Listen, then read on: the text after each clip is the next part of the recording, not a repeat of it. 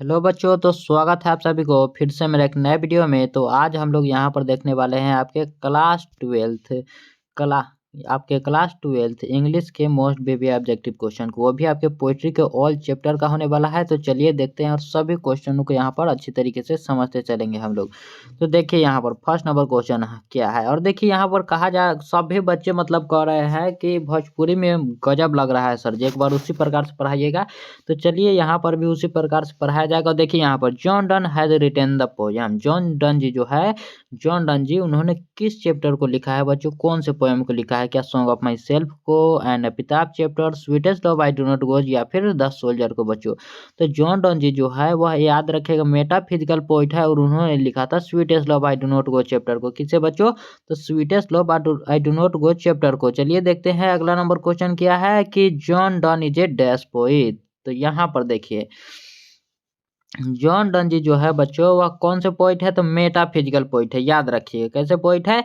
Metaphysical. सुन के ही यहाँ पर डर मत जाइएगा कि मेटाफिजिकल क्या होता है, तो इसको समझिए बताओ। इसका मतलब होता है दुनियादारी, दुनियादारी और शरीर के ऊपर की बातें। शरीर के ऊपर का मतलब यहाँ पर आत्मा की बातें यहाँ पर बोला जा रहा है, शरीर से ऊपर की बातें, आत्मा वाली बातें। तो जॉन डन जो है बच्चों इस प्रकार के ही लेखक थे, वो पायोनियर कवि माने जाते हैं बच्चों, पायोनियर कवि मेटाफिजिकल। और देखिए ऑप्शन नंबर बी हमारा राइट आंसर हो जाएगा। और देखिए अगला नंबर क्वेश्चन क्या है कि Donne Donne studied love and read. तो जॉन डन जी जो है बच्चों वो किस चीज यहाँ यानी क्या कहा जा रहा है? लव, लव और लव को पढ़ते थे बच्चों, और रीड किसे पढ़ते थे बच्चों? और तो इसे समझिए बच्चों।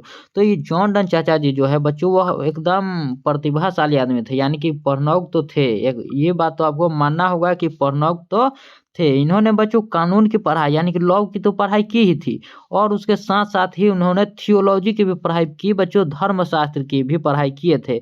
यानी कि काहे कहे इनको कि वकील और पंडित एक के साथ ही थे, वकील और पंडित दोनों ही एक साथ थे। ऑप्शन नंबर ए हमारा राइट आंसर हो जाएगा। और देखिए अगला नंबर क्वेश्चन क्या है कि dash has been describe as a metaphysical poet. तो मेटाफिजिकल पोइट तो हमने ऊपर ही देख लिया था, कौन था बच्चों? तो जॉन डन था। जॉन डन यहाँ पर हो जाएगा हमारा option number C right answer. और देखिए अगला नंबर क्वेश्चन क्या है कि dash want to gladly accept death. तो कौन है जो डेथ को एकदम एक्सेप्ट करते हैं? तो बताइए इसमें से कौन है जो डेथ को एक्सेप्ट करते हैं बच्चों? तो वो है हमारे जॉन डन चाचा जी। जॉन डन जो है वह कहते हैं कि मरना तो सबको है ही, एक दिन जो है सबको तो मरना है ही, तो क्यों ना इसे खुशी खुशी स्वीकार करे। वो अपनी प्रेमिका से कहते हैं कि मरने का प्रैक्टिस कर रहा हूँ और तुमसे यहाँ पर दूर जा रहा हूँ। वो जर्मनी जा रहे होते हैं बच्चों, याद रखिएगा। और चलिए पूरे चैप्टर को समझेंगे, एकदम हंसते हंसते समझेंगे। देखिए यहाँ पर कि John Donne has seen the sun setting. यहाँ पर क्या कहा जा रहा है बच्चों? वह जो है अपने आप को तुलना कर रहे होते हैं, और कैसे तुलना करते हैं समझिए। कविता में जो है एक शब्द आता है यस्टर नाइट। तो यहाँ पर जो जॉन डन चाचा है वो कह रहे होते हैं सूरज का उदाहरण देते हुए कि देखो सूरज कल रात डूब गया था और आज जो है वह फिर चला आया, उसी प्रकार मैं भी जाऊंगा और फिर कल वापस आ जाऊंगा। कब आ जाऊंगा बच्चों? तो कल आ जाऊंगा। यहाँ पर हमारा हो जाएगा यस्टरडे। ऑप्शन नंबर बी हमारा एकदम right answer, option number B. और देखिए अगला नंबर क्वेश्चन क्या है कि the line nor in the hope the world can show a fitter love for me, a fitter love for me. यह line जो है कहाँ से लिया गया है, यही तो हमसे पूछा जा रहा है बच्चों। तो इसे तो पढ़ने में और आपको मजा आएगा। देखिए इस लाइन का मतलब क्या होता है कि वो जो है जॉन डन चाचा जी वो कह रहे होते हैं, अपने मेहरारू को समझा रहे होते हैं कि ये जी हम बाहर इसलिए नहीं जा रहे हैं कि तुमसे बढ़िया कोई मिल जाएगी, यहाँ पर हम इसलिए जा रहे हैं ताकि हम लोग प्रैक्टिस कर सके कि कैसे हम लोग डेथ को वो एक्सेप्ट कर रहे होते हैं। तो इसीलिए वह प्रैक्टिस करने के लिए कहते हैं कि इसलिए हम जा रहे हैं एक अलग तरीके से, आत्मा मतलब जीता है जैसे, उस प्रकार से अध्यात्म की ओर बढ़ते हुए कहते हैं कि हम उस प्रकार से जीना चाहते हैं। और जल्द ही आ जाएंगे हम लोग sweetest love I do not को चैप्टर में कहते हैं अपने किससे? तो अपनी वाइफ से कहते हैं बच्चों, याद रखिएगा। और देखिए अगला नंबर क्वेश्चन क्या है, अगले नंबर क्वेश्चन पर चलते हैं कि but believe that I shall make a spider journey is taken from. वो कहते हैं बट बिलीव डैट, मुझ पर जो है वह विश्वास रखो, मैं जो हूँ जल्दी जाऊंगा और जल्दी चलाऊंगा। ये जो पूरा लाइन लिया गया है, इस टेकन फ्रॉम का मतलब होता है कहाँ से लिया गया है। तो जॉन डन जी जो है यहाँ पर कहते हैं कि एकदम सुपरमैन की तरह जाएंगे, एकदम सुपरमैन की तरह यहाँ पर आ जाएंगे। किसके तरह बच्चों? सुपरमैन की नहीं कहते हैं वहां पर, मैं अपने से यहाँ पर बता रहा हूँ। वो कहते हैं कि सूरज जैसे तेज यात्रा करता है और उसके पास जो है, उसके पास तो कोनो अथियो नहीं है, उसके पास तो कोनो वाइफो नहीं है कि जा रहा है तो उसको वजह कोई हो कि आए, लेकिन मेरे लिए तो तुम हो, इसलिए मैं जल्दी आऊंगा, टेंशन नहीं लेना, इस प्रकार से कहते हैं। और देखिए अगला नंबर क्वेश्चन क्या है कि who will make quicker journey than the sun. तो हमारा जो है पहले तो देख लीजिए प्रोज चैप्टर क्लियर हो गया था। जो भी प्रोज का वीडियो नहीं देखा है तो इस वीडियो के डिस्क्रिप्शन में मैं उसका लिंक दे दे रहा हूँ, आप लोग प्रोज को पहले देख लीजिए आप लोग, ठीक है। और देखिए यहाँ पर कि क्या कहा जा रहा है, who will make quicker journey than the sun. कौन कहता है कि सूरज से भी तेज जो है उसका जर्नी कर रहा है, उस प्रकार से बताता है बच्चों। तो वह कहते हैं हमारे जॉन डन जी। इसके बारे में तो मैंने आपको ऊपर बता ही दिया है कि जॉन डन जी कहते हैं कि सूरज से भी तेज यात्रा करेंगे हम। Option number A right answer. और देखिए अगला नंबर क्वेश्चन क्या है कि John Donne wants to go away because he is not tired of his dash. John Donne ji वहां पर घूमने के लिए जा तो रहे होते हैं, लेकिन क्या वह अपनी पत्नी से जो है वह गुस्सा होकर जाते नहीं हुई। और ये भी कहते हैं कि मैं तुमसे थका भी नहीं हूँ, साफ साफ कहते हैं कि हम उब नहीं गए हैं तुमसे, बस काम से बाहर जा रहे हैं, प्यार अभी भी कम नहीं हुआ है, बस मजबूरी है, समझो इसको थोड़ा सा। तो वह किसको कहते हैं? अपने बिलोव्ड, अपने पत्नी को कहते हैं बच्चों, अपने मेहरारू को कहते हैं। ऑप्शन नंबर सी हमारा राइट आंसर। और देखिए अगला नंबर क्वेश्चन क्या है कि John done feels that A dash is very hopeless. A dash is very hopeless, वह कहते हैं कि मनुष्य जो है, इंसान यानी कि मैन बच्चों, मैन जो है यहाँ पर आदमी, वो बहुत ही कमजोर है। वह कहा है वो एकदम होपलेस है, एकदम कमजोर है। उसमें अगर थोड़ा सा भी मतलब अगर ना तो वह खुशी के दिनों को बढ़ा सकता है और ना ही यहाँ पर बुरे दिनों को वह घटा सकता है, इस प्रकार से कहता है। ऑप्शन नंबर डी हमारा राइट आंसर हो जाएगा। और देखिए अगला number question, O how feebles is man's power is taken from. O how feebles is man's power, यानी कि मनुष्य जो है उसका एकदम कमजोर है, उस प्रकार से बताता है। यह लाइन कहाँ से लिया गया है? तो sweetest of I do not go chapter से लिया गया है। ऑप्शन नंबर ए हमारा राइट आंसर हो जाएगा। और बढ़ते हैं अगले नंबर क्वेश्चन, बर्गडेड thous loft me as thou एस्ट इज फ्रॉम। तो वहाँ पर देखिए थाउ है, मी है, थाउ है, इस प्रकार से। तो इसको आंख मूंद लीजिए क्योंकि ये जो है ओल्ड इंग्लिश का है। ओल्ड इंग्लिश के एक एक यहाँ पर लिखे के है आपके पूरे चैप्टर में, आपका जितना भी चैप्टर है यहाँ पर, ये 21 गो चैप्टर है ना आपका प्रोज पोएट्री मिला के, एक गो लेखक है जो कि ओल्ड इंग्लिश पीरियड के है। यहाँ पर क्या हो जाएगा? तो उसका हो जाएगा sweetest of I do not go chapter में आया है, जॉन डन जी लिखे हैं। यही जो है केवल ओल्ड इंग्लिश का है, नहीं तो सब जो है वह मॉडर्न इंग्लिश, मिडिल इंग्लिश, इस प्रकार से है। देखिए यहाँ पर क्या है कि John Donne was the pioneer of. John Donne ji जो है वह पायोनियर, वह कैसे है बच्चों? तो वह मेटाफिजिकल पोइट है, ये तो मैंने आपको बताया ही था ऊपर। वह कैसे कवि है बच्चों? तो वह है metaphysical poet. Option number B हमारा एकदम राइट आंसर हो जाएगा। और देखिए अगला नंबर क्वेश्चन का है कि the poet is sweetest love I do not goes is dash is beloved. का वो अपने पत्नी से थक गए थे? तो नहीं थके थे बच्चों। आई do not goes is tired, क्या वह थके हुए थे, एंग्री थे, सैड थे, या फिर हैप्पी फॉर बिलोव्ड? बताइए यहाँ पर आपका का राइट आंसर हो जाएगा।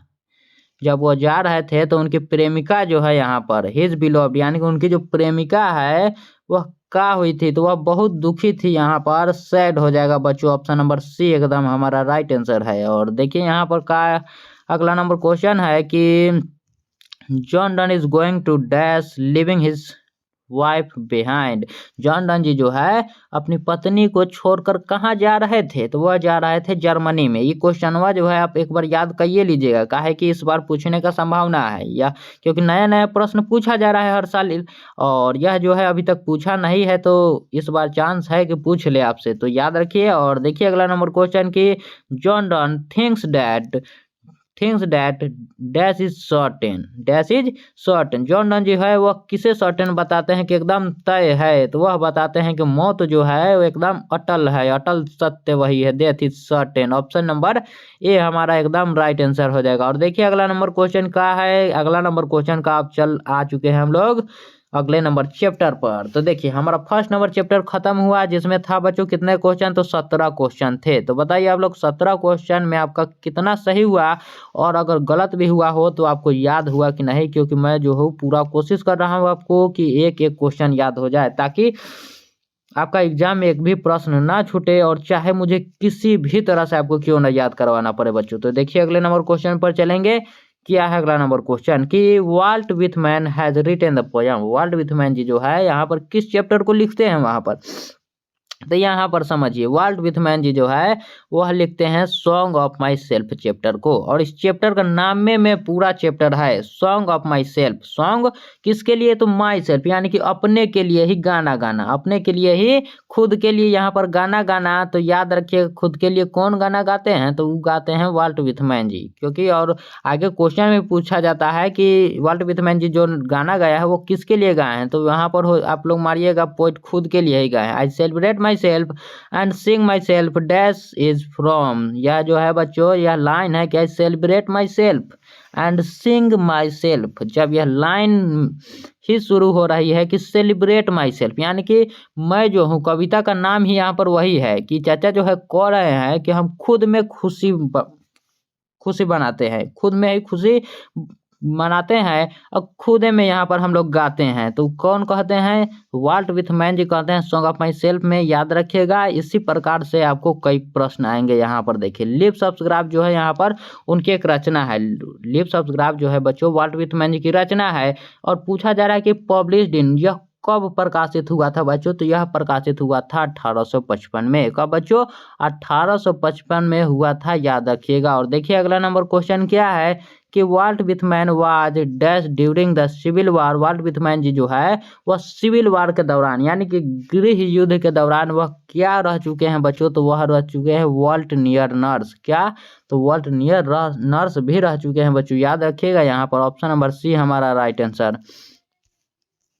और देखिए यहाँ पर कि Walt Whitman worked as a volunteer nurse in, तो वह हो जाएगा सिविल वार के दौरान वह वॉल्टियर नर्स रह चुके हैं। ऑप्शन नंबर ए हमारा राइट आंसर हो जाएगा। और देखिए अगला नंबर क्वेश्चन का है कि who is the speaker in the poem song of my self. Song of my self में जो स्पीकर है, सॉन्ग ऑफ माई सेल्फ जो स्पीकर है यहाँ पर, वह किसके लिए गाना गाता है, वह जो है वह किसके लिए गाना गाता है, तो मैंने आपको ऊपर बताया ही था कि वह खुद के लिए गाता है। किसके लिए, खुद के लिए। तो द पोइट हिमसेल्फ हो जाएगा, वह खुद के लिए ही गाता है, खुद के लिए एकदम नाचते रहता है, अपने में जीते रहता है वो। और देखिए यहाँ पर कि Walt Whitman was and, Walt Whitman was and क्या हो जाएगा, तो वाल्ट विथमैन जी जो है वह कहाँ का पोइट है, वह अमेरिकन पोइट बच्चों, कहाँ के, अमेरिकन पोइट हो जाएगा। याद रखिएगा यहाँ पर क्या हो जाएगा बच्चों, अमेरिकन पोइट। और इन्हें बच्चों द पीपल ऑफ पोइट भी कहा जाता है, द पीपल पोइट यानी कि जनता का कवि भी इन्हें कहा जाता है। ऑप्शन नंबर बी हमारा राइट आंसर हो जाएगा, वो भी याद रखिएगा, पीपल पोइट के नाम से जाने जाते हैं। Who compose lips of grass. Lips of grass को हमने ऊपर ही देखा था कि कब लिखा गया, कब यहाँ पर प्रकाशित हुआ था, तो 1855 में। और पूछा जा रहा है कि अब किसने लिखा था बच्चों, तो इसके लेखक थे हमारे Walt Whitman ji, Walt Whitman ji. Option number C हमारा राइट आंसर हो जाएगा। और देखिए अगला नंबर क्वेश्चन कि the line I now 37 year old in perfect health begin has been taken from the poem. वो कहते हैं कि अभी मैं 37 साल का हूँ, कितना साल का, तो 37 साल का हूँ, एकदम ठीक हूँ। क्या कहते हैं कि अभी मैं 37 साल का हूँ, एकदम परफेक्ट हूँ, अभी भी हम जवान हैं, एकदम चकाचक। तो ये कौन कहते हैं यहाँ पर, तो कहते हैं सॉन्ग ऑफ माई सेल्फ में वाल्ट विथमैन जी, याद रखिएगा ऑप्शन नंबर सी में। और देखिए यहाँ पर Walt Whitman is dash year old, तो वाल्ट विथमैन जी कितना साल के कहते हैं कि हम कितना साल के बानी, तो वो कहत रहे कि हम 37 साल के बानी। कितना साल के, 37 साल के बानी, एकदम बढ़िया बारी हम। तो देखल जाओ यहाँ पर कितना नंबर आंसर हो जाए कि डी नंबर ऑप्शन हो जाए यहाँ पर, ऑप्शन नंबर डी। और देखल जाओ अगला नंबर प्रश्न का बा कि hoping to cease not till death. Hoping to cease not till death is line from, यानी कि ये जो लाइन है यह कहाँ से लिया गया है कि hoping to cease not till death. तो यहाँ पर कवि जो है, यहाँ पर समझिए पूरे चीज को, यहाँ पर समझिए कि कवि कहते हैं कि मैं इसी ऊर्जा के साथ जीना चाहता हूँ, इसी ऊर्जा के साथ मैं जीना चाहता हूँ, और आशा करता हूँ कि मरने तक ऐसे ही एक्टिव रहूंगा। याद रखिएगा वह 37 साल के थे, ये तो आपको मालूम ही है। और उसी में ये एक और बात कहते हैं कि देखो जिस कण से मैं मिलकर बना हूँ उसी कण से तुम भी बने हो, तो जैसे मैं खुश रह रहा हूँ तुम भी उसी प्रकार से खुश रहो। और उसी में यह कहते हैं कि इसी एनर्जी के साथ जो है मैं जीना चाहता हूँ और मरने तक इसी एनर्जी के साथ रहना चाहता हूँ, रुकना यहाँ पर नहीं है हमको, याद रखिएगा। तो नॉट टिल डेथ, यानी कि डेथ तक जो है हमको एकदम एनर्जेटिक रहना है। कहते हैं कौन, तो सॉन्ग ऑफ माई सेल्फ में कहते हैं वाल्ट विथ मैन जी, याद रखिए। ये फ्रॉम का मतलब होता है कि कहाँ से लेवल गेल है। और देखिए अगला नंबर क्वेश्चन कि I celebrate myself and sing myself is written by, यह जो लाइन है कि आई सेलिब्रेट माई सेल्फ, तो बताइए आप लोग कि कौन है जो अपने जीवन को एकदम जीते हैं अपने आप में, तो वो जीते हैं हमारे वाल्ट विथमैन जी। इसके लेखक है Walt Whitman ji, option number A हमारा राइट आंसर। और देखिए अगला नंबर क्वेश्चन कि in the poem song of myself the poet dash for himself, dash for himself in the poem, यानी कि इस पोयम यानी कि song of myself poem में बच्चों कौन पोइट है, जो पोइट है वह अपने लिए क्या करता है, तो वह अपने के लिए हंसता है या फिर गाता है या फिर क्राइज या फिर क्या करता है बच्चों, तो वह करता है यहाँ पर सिंगिंग, यानी कि गाता है अपने लिए। क्या करता है, तो अपने लिए गाता है। ऑप्शन नंबर सी हमारा राइट आंसर हो जाएगा। और यहाँ पर क्या है कि and what I assume you shall assume is taken from, क्या इस लाइन को तो आपको याद कर लेना है क्योंकि यह एक्सप्लेनेशन में भी पूछा जाता है, 2 मार्क्स वाले प्रश्न में भी पूछा जाता है यहाँ पर, और यहाँ पर आपके ऑब्जेक्टिव में भी पूछा जाता है कि कहाँ से लिया गया है। तो यहाँ पर वह कहते हैं कि भाई जो हम सोचते हैं वही तुम भी सोचोगे, क्योंकि हम सब एक ही मिट्टी से बने हैं, एक ही खून से बने हैं, याद रखिएगा। इस प्रकार से वह कहते हैं, जो कि मैंने आपको ऊपर ही बता दिया था कि and what I assume you shall assume, जिस कण से मैं मिलकर बना हूँ उसी कण से तुम भी बने हो, यह लिया गया है सॉन्ग ऑफ माई सेल्फ से बच्चों। ऑप्शन नंबर ए हमारा राइट आंसर। और देखिए अगला नंबर क्वेश्चन कि nature without check with origin with original, nature without check with original energy, कवि कहते हैं कि प्रकृति अपनी असली शक्ति के साथ बिना किसी रोक टोक के बहे, यहाँ पर एनर्जी हो जाएगा बच्चों ऑप्शन नंबर सी हमारा राइट आंसर। और आई हार्बर क्या है बच्चों, आई हार्बर फॉर गुड और बैड इज रिटन बाय, तो इसके लेखक यहाँ पर कौन हो जाएंगे, यहाँ पर हो जाएंगे हमारे Walt Whitman ji, Walt Whitman ji, option number C हमारा राइट आंसर।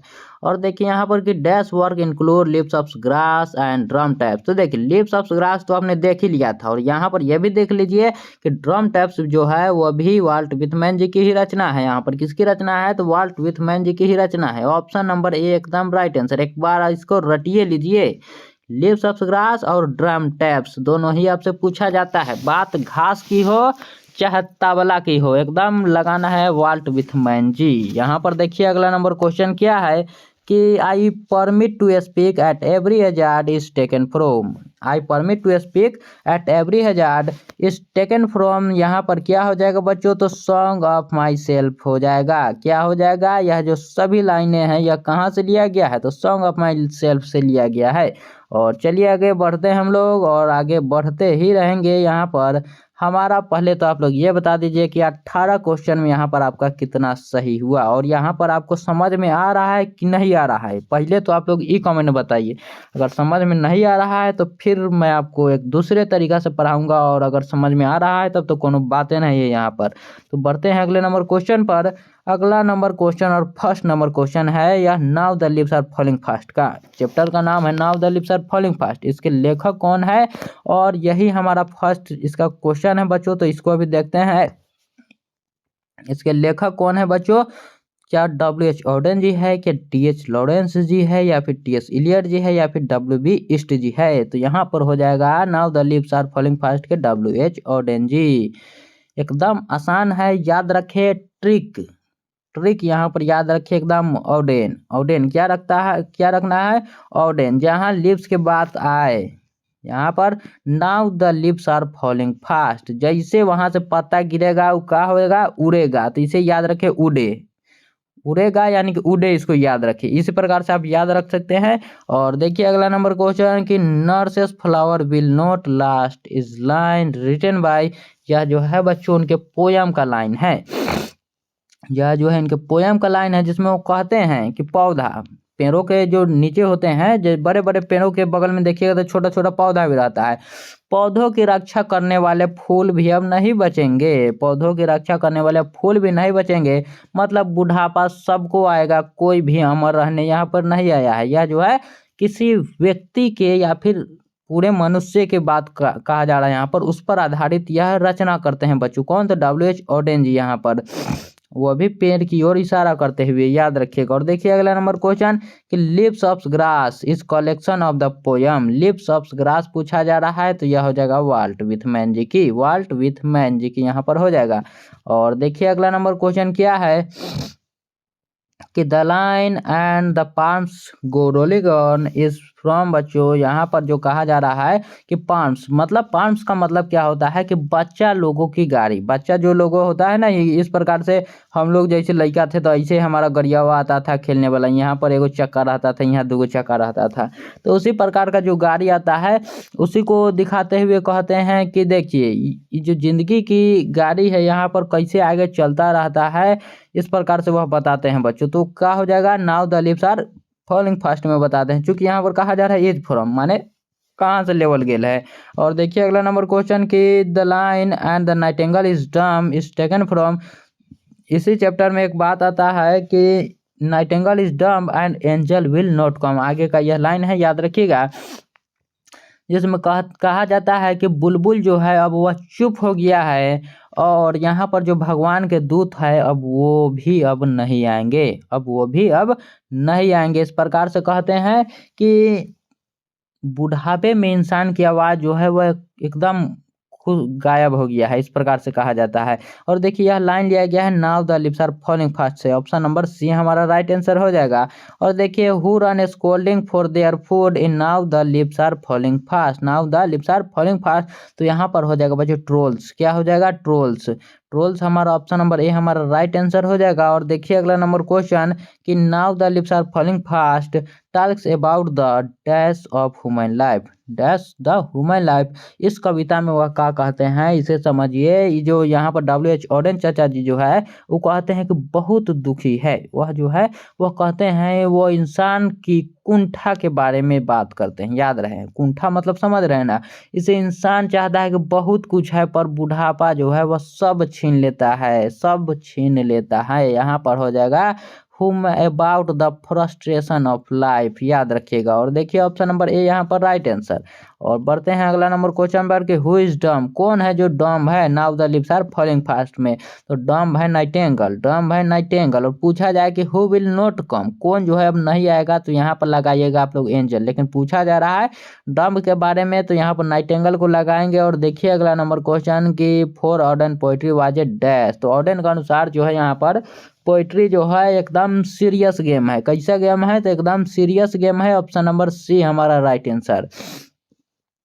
और देखिए यहाँ पर कि whose white waterfall could bless travellers in their last, क्या हो जाएगा? Travellers in their last distress हो जाएगा बच्चों। क्या हो जाएगा कि कहते हैं कि जो सफ़ेद झरना जो है का, जो सफ़ेद झरना है जो यात्रियों को आशीर्वाद देता है, आशीर्वाद दे रहा है, वह क्या हो रहा है, तो मुसीबत की आखिरी समय में उस प्रकार से वह बताता है, मतलब मौत के समय में शांति मिलेगी, उस आशीर्वाद को यहाँ पर बताया जा रहा है डिस्ट्रेस। ऑप्शन नंबर ए हमारा एकदम राइट आंसर हो जाएगा। और देखिए अगला नंबर क्वेश्चन कि Auden on the Pulitzer prize for his collection of the poem, W.H. Auden ji जो है उन्हें पुलित्जर प्राइज तो मिलता है, लेकिन किसके लिए मिलता है, किस रचना के लिए, तो उन्हें मिलता है बच्चों द एज ऑफ एंजाइटी के लिए। द एज ऑफ एंजाइटी उनकी रचना है बच्चों, याद रखिए। उसी पर उन्हें 1948 में, कब? 1948 में, हाँ याद आ गया, 1948 ही था। द एज ऑफ एंजाइटी के लिए उन्हें पुलित्जर प्राइज मिला था 1948 में, याद रखिएगा, आपको याद रहेगा ना यहाँ पर। तो चलिए यहाँ पर एंजाइटी का मतलब होता है टेंशन, याद रखिए। चाचा को टेंशन जो है वो बहुत था, ऑर्डन जी को सबका टेंशन था, इसीलिए तो उन्होंने लिखा है now the lips are falling fast, कि कैसे जो है एकदम छोटा छोटा पौधा जो है उसको नहीं याद कर रहा है, ऐसे हो रहा है उससे हो रहा है, इस प्रकार से नहीं लिखते हैं कि बुलबुल जो है नाइटिंगेल जो है वो डम हो गया है, अब भगवान के दूत भी नहीं आएंगे, इस प्रकार से कौन लिखेगा जिसको बहुत टेंशन होगा। तो देखिए अब अगला नंबर क्वेश्चन कि the dash of death are the whispering neighbourhood, whispering neighbourhood यहाँ पर आप समझिए, वह कहते हैं कि यमराज के दूत अब हमारे लिए यहाँ पर जो है बगल में कानाफूसी कर रहे हैं, कानाफूसी कर रहे हैं, वो कभी भी हमें उठाकर ले जा सकते हैं, डर का एकदम माहौल छाया हुआ है। तो मैसेंजर ऑफ डेथ, यहाँ पर जो डेथ के मैसेंजर यानी कि यमराज के जो दूत है यहाँ पर आकर एकदम बतिया रहे हैं, देखिए इस प्रकार से कहते हैं। और देखिए विस्परिंग नेबर और left and right is line from, बच्चों ये इस प्रकार से जो लाइन है याद रखिएगा लिया गया है now the lips are falling fast से। ज़्यादा करके यहाँ पर यही पूछा जाता है, is from is from is from, यानी कि यह कहाँ से लिया गया है। और देखिए and the Nightingale is dumb and dash will not come, कौन जो है यहाँ पर कम होगा बच्चों, कम यहाँ पर COM होगा, कौन कौन अब नहीं आएगा। नाइटिंगेल जो है बुलबुल तो अब डम है ही, लेकिन अब उसके बाद कौन नहीं आएगा, तो एंजल भी अब नहीं आएंगे, यानी भगवान के दूत भी नहीं आएंगे। ऑप्शन नंबर C हमारा राइट आंसर। और देखिए यहाँ पर कि dash dash waterfall could bless the travellers passing the throws that way, तो हमने बताया था ऊपर कि वो वाटरफॉल था वह उजला था, वाइट वाटरफॉल, वह जो सफ़ेद वाटरफॉल था वह सभी को आशीर्वाद देता है। ऑप्शन नंबर B हमारा राइट आंसर हो जाएगा।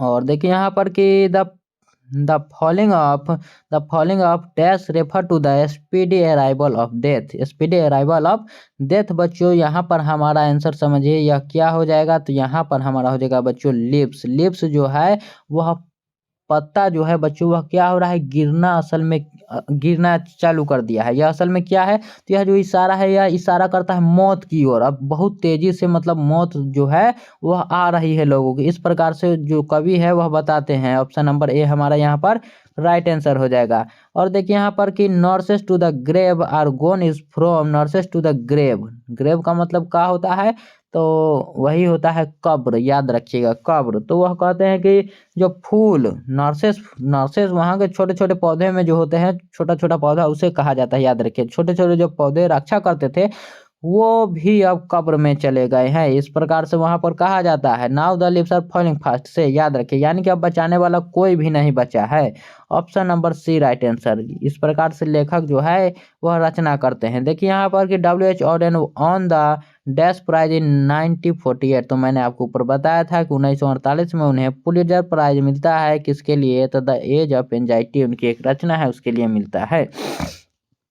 ऑप्शन नंबर A आप लोग राइट लगाइए। और देखिए अगला नंबर क्वेश्चन पर बढ़ते हैं कि and the active hands must dash lonely on the separate knees, वह कहते हैं कि अब जो यह एक्टिव हैंड है मरने के बाद जो हाथ जो होता है वो क्या हो जाता है, तो वो हो जाता है फ्रीज, वह हो जाता है एकदम फ्रीज, माने वो जम जाता है, वही तो यहाँ पर कह रहे होते हैं। ऑप्शन नंबर C यहाँ पर राइट आंसर हो जाएगा। और देखिए यहाँ पर कि WH Auden has written the poem, WH Auden ने किस पोयम को लिखा है, तो यहाँ पर तो किसी पोयम का नाम ही नहीं है, तो उन्होंने लिखा है now the lips are falling fast को, याद रखिएगा। और देखिए यहाँ पर द पार्म्स जो है यहाँ पर जो बच्चों खेलने वाला होता है वो क्या हो रहा है, रोलिंग ऑन, यहाँ पर वह जो है वो गुरकाते रहिए उसको, वह आगे बढ़ रहा है। देखिए यहाँ पर the travellers are be dash being moving toward our death, तो क्या हो जाएगा यहाँ पर, ह्यूमन हो जाएगा बच्चों, यहाँ पर क्या हो जाएगा, यहाँ पर हमारा हो जाएगा ह्यूमन, मनुष्य जो है ये अपने डेथ की ओर सभी लोग मूव कर रहा है, अपने बढ़ रहा है यहाँ पर, याद रखिएगा।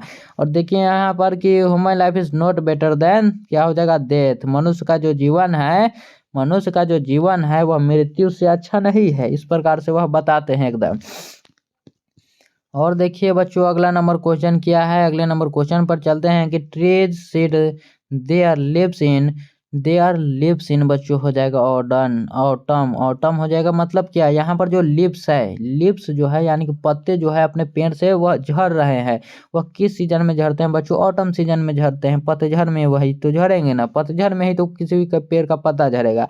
और देखिए यहाँ पर the dash has become dumb to see the leafless tree, सीधा लीफलेस ट्री बच्चों यहाँ पर क्या हो जाएगा, तो यहाँ पर डम्ब, जैसे आप देखें यहाँ पर क्या हो जाएगा, नाइटेंगल, नाइटेंगल जो है वो क्या है, तो डम्ब है। और देखिए अगला नंबर क्वेश्चन, अब देखिए क्वेश्चन का अब अगला नंबर चैप्टर पर आ चुके हैं हम लोग। अगले नंबर चैप्टर पर हम लोग आ चुके हैं, तो चलिए इसको भी देखते हैं। यहाँ पर अगला नंबर चैप्टर में क्या है, सभी क्वेश्चनों को आप लोगों को आंसर जो है आप लोग कमेंट में देते चलिएगा कि यहाँ पर एक दीजिएगा, एक के आंसर ए हो बी हो जो हो ऐसे दे दीजिएगा। और यहाँ पर चैप्टर भी आप चाहे तो लिख सकते हैं, पहले तो आप ऐसे लिखिए, देखिए यहाँ पर चैप्टर, यहाँ पर यह चौथा नंबर है, शायद चौथा है, चौथा ही है यहाँ पर। और यहाँ पर लिखिए चौथा के प्रश्न एक और यहाँ ए लिख दीजिए, ऐसे लिख दीजिए। और नहीं तो किसी भी प्रकार बस आप याद कर लीजिए, बस इतना ही हम चाहते हैं और कुछ नहीं चाहते हैं। अगर आपको याद हो जाए तो आप किसी भी प्रकार से कर लीजिए।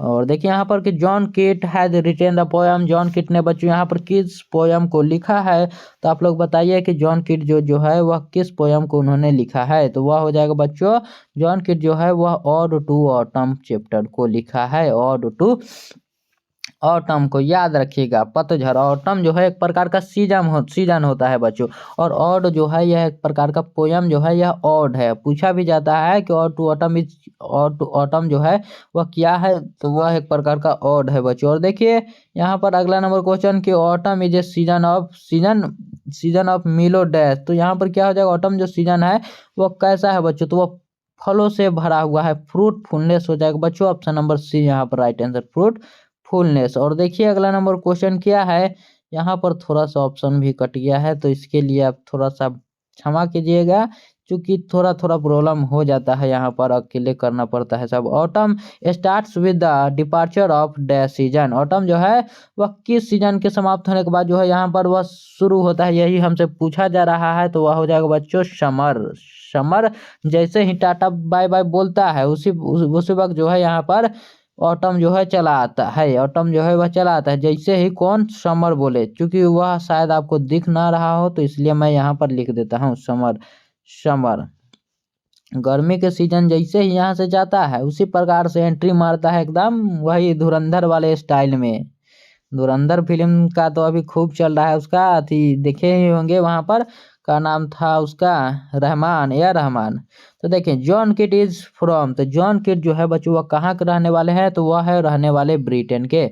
जॉन किट जो है वह रहने वाले हैं बच्चों ब्रिटेन के, याद रखिएगा।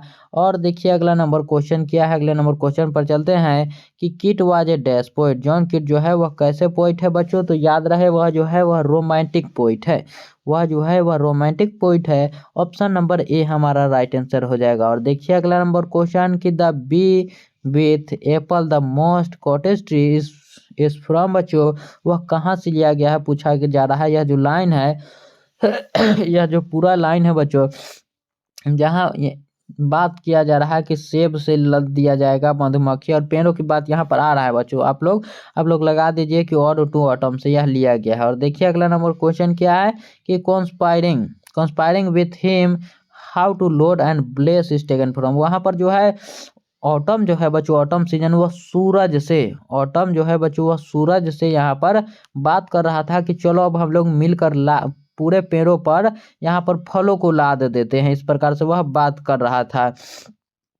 और देखिए अगले नंबर क्वेश्चन पर चलते हैं, यहाँ पर तो ऑटम हमारा आंसर हो ही जाएगा, इज टेकन फ्रॉम क्योंकि पूछा गया है। और देखिए यहाँ पर अगला नंबर क्वेश्चन क्या है कि dash died tuberculosis at the age of 26, कौन किसकी जो है बच्चों मृत्यु हो जाती है ट्यूबरोक्लोसिस के कारण, वो भी 26 साल की उम्र में ही, तो वह हो जाता है बच्चों जॉन किट जी का। जॉन किट जो है यहाँ पर जॉन किट की मृत्यु हो जाता है बच्चों ट्यूबरोक्लोसिस, यहाँ पर जो टीबी होता है यहाँ पर खांसी वाली बीमारी, तो उससे हो जाता है बच्चों, याद रखिएगा 26 साल की ही उम्र में इनकी मृत्यु हो जाती है। तो बच्चों सोचिए कितना कम एज में ही इतने चीज़ों को लिख कर गए हैं बच्चों, जो कि अभी हम लोग पढ़ रहे हैं, तो समझिए इसको और आप भी पढ़िए थोड़ा सा। और देखिए यहाँ पर कि autumn starts with the departure of the dash season, dash season क्या हो जाएगा बच्चों, तो यह हो जाएगा बच्चों समर, क्योंकि मैंने आपको ऊपर ही बताया था कि जब गर्मी जाएगा तो ही ऑटम जो है वह शुरू होगा, जब गर्मी जाएगा तो ही समर शुरू होगा बच्चों। ऑप्शन नंबर डी में दिया गया है, नीचे है थोड़ा सा, तो छोड़िए उसको। और देखिए यहाँ पर क्या है, और थोड़ा सा हम ही ऊपर इसको बढ़ा देते हैं। देखिए यहाँ पर कि that was a great lover of nature, कौन है जो नेचर के लवर है, यानी कि नेचर पोइट भी हम लोग इन्हें बोल सकते हैं बच्चों, जिन्हें नेचरों से प्यार है बच्चों, प्रकृति से प्यार है। तो ऐसे कवि जो है वह बहुत कम मिलते हैं। आइए यहाँ पर देखते हैं। तो नेचर के पोइट हो जाएंगे हमारे जॉन कीट जी। कौन? जॉन कीट जी हो जाएंगे। ऑप्शन नंबर ए हमारा राइट आंसर हो जाएगा। और देखिए यहाँ पर कि Lamia and Hyperion are written by, Lamia and Hyperion are written by, तो इसे समझिए बच्चों। जॉन कीट्स जो है वह केवल और केवल ऑटोमटन को नहीं लिखे हैं, याद रखिएगा। ये दो नामों को भी याद रखिए, लामिया एंड हाइपेरियन। ये कीट्स जो है यहाँ पर इनको भी लिखे हैं बच्चों, याद रखिएगा, इन किताबों को भी लिखे हैं उन्होंने। तो यहाँ पर हो जाएगा कौन? John Keats ji, option number A. वो भी बच्चों 26 साल से पहले लिख लेना बहुत मतलब अति की बात है, समझ रहे हैं ना आप। और देखिए यहाँ पर कि where are the song of spring is a line from, यह जो लाइन है बच्चों यह कहाँ से लिया गया है? तो यह लिया गया है ऑड टू ऑटम से, ऑड टू ऑटम से, जो कि बच्चों ऑप्शन नंबर डी में दिया गया है। और देखिए यहाँ पर कि ode to autumn is a, ode to autumn is a dash, तो ऑड टू ऑटम जो है एक प्रकार का ऑड है। ऑड टू ऑटम क्या होगा? तो वह तो ऑड ही होगा, मैंने आपको ऊपर ही बताया था। और देखिए यहाँ पर कि thou watch the last oozing hour by hour is from, बच्चों वह कहता है कि किस प्रकार से वह जो अंतिम बूंदे होता है मतलब टपकते रहता है, इस प्रकार से टपकते रहता है। जैसे यहाँ पर गन्ना ही पिराता है, तो आपने देखा होगा गन्ना का जब जूस बनता है तो कैसे लास्ट के अंतिम जो है बूंद टपकते रहता है। यह जो आया है बच्चों घंटों दर घंटों वह टपकते रहता है, यह लाइन आया है बच्चों किसमें? तो यह आया है ऑड टू ऑटम में, ऑप्शन नंबर सी हमारा राइट आंसर। और देखिए अगला नंबर क्वेश्चन कि who sits carefully on the granary floor in ode to autumn, granary floor in ode to autumn, तो वह बताता है बच्चों वुमेन को, यानी कि औरत को। यहाँ पर बच्चों यहाँ जो कवि है बच्चों, यहाँ जो कवि है बच्चों वह ऑटम को, यानी कि यह जो सीजन है ऑटम, उसे औरत के रूप में दिखाता है बच्चों, याद रखिएगा कि औरत के रूप में। कैसे? वह अनाज के ढेर पर आराम से बैठी हुई एक औरत को दर्शाता है बच्चों, वुमेन हो जाएगा, ऑप्शन नंबर डी हमारा राइट आंसर। और देखिए अगला नंबर क्वेश्चन कि in dash new leaves and fruits comes out to trees, कब जो है यहाँ पर नए नए पेड़ पर आते हैं, यहाँ पर फल आते हैं बच्चों, तो वह आते हैं ऑटम सीजन में, ऑप्शन नंबर बी हमारा राइट आंसर हो जाएगा। और देखिए अगला नंबर क्वेश्चन क्या है कि एंड गैदरिंग स्वेल और Twitter in the sky, Twitter in the sky is taken from, बच्चों यह जो लाइन है कहाँ से आया है? यह जो लाइन है बच्चों कहाँ से आया है कि आसमान में जो है वह क्या हो रहा है? तो चहचहा रही है यहाँ पर चिड़िया, इस प्रकार से जो लाइन है वह कहाँ से आया है बच्चों? तो यह आया है हमारे ऑड टू ऑटम चैप्टर में, ऑड टू ऑटम चैप्टर में, ऑप्शन नंबर सी हमारा राइट आंसर। और देखिए यह भी चैप्टर हमारा अब समाप्त हो चुका है, तो चलिए अब अगले चैप्टर पर चलते हैं। और यहाँ पर जो है पोइट्री है, पोइट्री सेक्शन जो है ख़त्म होने में आपका ज़्यादा टाइम नहीं लगेगा, और इसमें जो है ज़्यादा कुछ समझने वाली बातें होती नहीं है। यहाँ पर आपके प्रोज जो है वह जो है आपको कुछ ज़्यादा अच्छी तरीके से यहाँ पर समझ में आता है, लेकिन पोइट्री जो है थोड़ा सा आपको कम समझ में तो आएगा, क्योंकि इसे जब तक आप पढ़िएगा नहीं तब तक यह आपके दिमाग में मतलब उतना अच्छा से नहीं जा पाएगा, याद रखिएगा। Walter de la Mare has written the poem, Walter de la Mare ji ने किस पोयम को लिखा है बच्चों? तो उन्होंने लिखा है यहाँ पर एन एपिताफ चैप्टर को, किसको? एन एपिताफ चैप्टर को लिखा है बच्चों। यहाँ पर एक लड़की होती है बच्चों, वेस्टर्न लेडी, वेस्ट की एक लेडी होती है जिसके बारे में वह बताते हैं, जिसके ग्रेवयार्ड के पास यानी कि कब्र के पास वह बैठकर वह सभी बातों को बोलते हैं। चलिए क्या क्या बोलते हैं उससे भी अब समझते हैं हम लोग कि wrote a number of children poems, wrote a number of children poems. Walter de la Mare ji जो है बच्चों, वाल्टर डेलामियर जी, उन्हें बच्चों के कवि भी कहा जाता है बच्चों, चिल्ड्रेन पोइट्स के नाम से जाना जाता है, याद रखिएगा। इन्होंने बच्चों के लिए बहुत सारी प्यारी प्यारी कविताएं को लिखा है बच्चों। कौन? तो यहाँ पर हो जाएगा क्या? Walter de la Mare ji, option number D हमारा राइट आंसर हो जाएगा। और देखिए अगला नंबर क्वेश्चन कि Walter de la Mare belongs to the dash century. Walter de la Mare belongs to the dash century. Walter de la Mare ji जो है वो 20वीं सदी के 20th सेंचुरी के यहाँ पर लेखक हो जाएंगे। ऑप्शन नंबर बी हमारा राइट आंसर। और देखिए यहाँ पर अगला number question, can when I crumble who will remember is written by. तो अब जो है आपको एकदम मजा आएगा। यहाँ पर क्रम्बल का मतलब क्या है, मर जाना या फिर मिट जाना, इस प्रकार से होता है। तो यहाँ पर जो है वाल्टर डेलामियर चाचा जी वह डर रहे हैं और वह कहते हैं, वह जो लेडी यहाँ पर ग्रेवयार्ड के पास जो है बच्चों, वह जो मर चुकी है बच्चों, वह जो है बेस्ट की सबसे सुंदर औरत होती है, लेकिन वह मर चुकी है। तो वहीं पर वह बैठकर कहते हैं कि and when I crumble who will remember, यानी कि अगर मैं मर जाऊंगा फिर तुम्हें याद कौन रखेगा। तुम इतनी खूबसूरत थी, अगर मैं ही मर जाऊंगा कि मैं तुम्हें याद रखा हूं, अगर मैं मर जाऊंगा तो फिर तुम्हें और कौन याद रखेगा, इस प्रकार से वह कहते हैं। तो कौन कहते हैं, वाल्टर डेलामियर जी कहते हैं, याद रखिएगा। और देखिए अगला नंबर क्वेश्चन क्या है कि dash was honour with the Order of Merit it 1953। Order of Merit से किन्हें जो है बच्चों सम्मानित किया गया है, उन्हें सम्मानित किया गया है किन्हें, तो वह हो जाएगा बच्चों वाल्टर डेलामियर जी को। वाल्टर डेलामियर जी को ऑर्डर ऑफ मेरिट से नवाजा गया है बच्चों, याद रखिए। यह भी क्वेश्चन बार बार आपसे पूछा जाता है। ऑप्शन नंबर सी हमारा राइट आंसर हो जाएगा। और देखिए अगला नंबर क्वेश्चन कि in Walter de la Mare songs there is a note of. तो यहाँ पर क्या होगा ये समझिए, यहाँ पर हो जाएगा बच्चों मेलनकोली। मेलनकोली यहाँ पर क्या होगा ये भी समझिए। मेलनकोली का मतलब होता है बच्चों उदासी या गम। मेलनकोली का मतलब क्या होता है, उदासी या गम। तो इनकी जो कविताएं है बच्चों थोड़ा सा यहाँ पर दुख से भरा हुआ होता है, हमेशा ही थोड़ा दुख से भरा हुआ होता है, जैसे कोई यहाँ पर सैड सॉन्ग चल रहा हो उसी प्रकार से। तो इसीलिए यहाँ पर हम लोग लगाए हैं मेलनकोली की उदासी, जैसे यही है बच्चों। तो यह जो है ग्रेवयार्ड के पास वहां पर बैठे हुए, कहाँ पर, तो कब्र के पास बैठे हुए। तो ये कैसा चीज हुआ, उदासी वाला ही बात हुआ। यहाँ पर उदासी ही व्यक्त करते हैं कि अगर मैं मर जाऊंगा तो फिर तुम्हें याद कौन रखेगा, इस प्रकार से वह कह रहे होते हैं। तो इसे समझिए। और यहाँ पर क्या हो जाएगा मेलनकोली। और देखिए अगला नंबर क्वेश्चन की and when I crumble who will remember is taken from. तो ये लाइनों का तो आपको याद ही रख लेना पड़ेगा, क्योंकि यह जो लाइन है एकदम पूछा ही जाता है, तो पूछा ही जाता है, एकदम पूछा ही जाएगा यहाँ पर, क्योंकि यह जो है हर एग्जाम में ही पूछा जाता है किसी भी प्रकार से। यहाँ पर बट लगा दे, वेन लगा दे, किसी भी प्रकार से वर्ड यहाँ पर अगर बट वेन आई क्रम्बल अगर ना पूछ रहा है तो सीधा सीधा वेन आई क्रम्बल पूछ लेगा, इस प्रकार से होता है यहाँ पर। तो यह क्या हो जाएगा, तो when I crumble who will remember इस कहाँ लिस्ट से लिया गया है, तो यह लिया गया बच्चों एन एपिताफ से। An epitaph option number C हमारा right answer. Walter de la Mare ji इसके लेखक है, यह भी याद रखिएगा। Walter de la Mare knew a dash who is now dead. जो कौन है यहाँ पर जो मर चुकी थी, तो वह लेडी के पास बैठे हुए थे, लेडी के कब्र के पास। ऑप्शन नंबर बी हमारा राइट आंसर हो जाएगा। वह जो लेडी है वह मर चुकी है, जो कि बेस्ट की सबसे खूबसूरत महिला थी, याद रखिए। वो जो है बड़ी ही चंचल थी, ये भी याद रखिए। वह जो है इधर उधर घूमती रहती थी।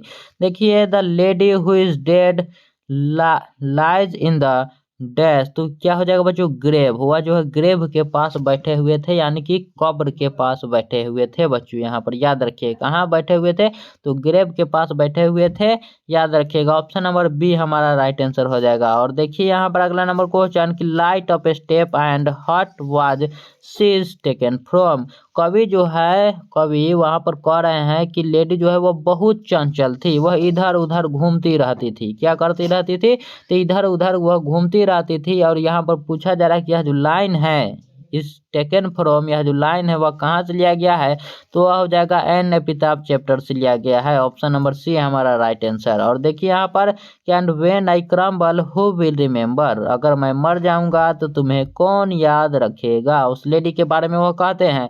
और पूछा जा रहा है इज रिटन बाय, तो इसके लेखक कौन है, वाल्टर डेलामियर जी, जो कि एन एपिताफ चैप्टर में बोलते हैं। इसलिए मैंने आपको बताया था कि इसके लेखक को भी नाम याद रखिएगा, क्योंकि बार बार यह क्वेश्चन जो है पूछा जाता है आपसे। और देखिए यहाँ पर कि the line I think she was the most beautiful lady. वह कहते हैं मतलब द लाइन वो सोचते हैं, आई थिंक मैं सोचता हूँ कि वह जो लड़की थी एकदम मोस्ट ब्यूटीफुल लड़की थी, यानी कि सबसे पश्चिमी दुनिया की यहाँ पर देखा जाए तो पश्चिमी की सबसे खूबसूरत औरत थी। वह वह एन एपिटाफ चैप्टर में कहते हैं बच्चों। Option number D right answer. जैसे आप कहते हैं उसी प्रकार से वो भी कहते थे।